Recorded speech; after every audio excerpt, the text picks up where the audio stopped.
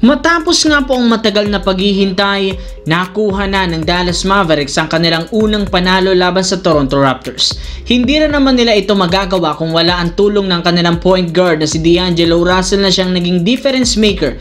Kung hindi nga siya nabigyan ng mas mahabang playing time, hindi pa sila mananalo. Kaya malinaw, kailangan talaga ng Dallas Mavericks na bigyan si D'Angelo ng sapat na oras at ng green light upang lumakas ang team. Kung aasahan lamang nila sina Anthony Davis at Cooper Flagg, walang ibang mangyayari. Kaya mismong si Coach Jason Kidd nang nagsabi, balak ng coaching staff dagdagan ang playing time ni D'Angelo Russell at bigyan siya ng ilang mga play upang makuha nito ang kanyang rhythm at mas maging komportable.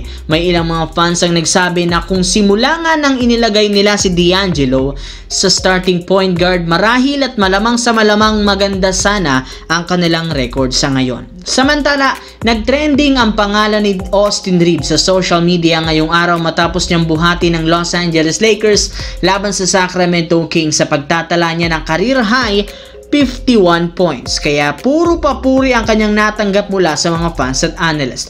Marami ang nagsabi na patunayan itong deserve niyang maging isang all-star ngayong season sa ganda ng kanyang laro. Napakalaki ng in-improve nito simula nang sa pagiging isang undrafted player noon. At dahil nga sa naging performance ngayon ni Austin Reeves, may lumabas na balita na meron na ngang nakahandang plano ang Lakers na panatilihin nito sa lineup sa pagbibigay sa kanyang bagong extension. Kung inyo ang matatandaan, meron na lamang player option next season si Reeves na plano niyang hindi kunin. Kaya ang nag-iisa na lamang paraan para mapanatili ito, bigyan siya ng bago at mas malaking kontrata, which is hindi problema para sa front office na willing silang papirmahin ito ng mahigit sa $33 to $37 million per contract simula sa darating na off-season. Sa kabilang banda, napakaraming mga fans ng Sacramento ang nadisumaya ng gusto sa kanilang pagkatalo laban sa Lakers.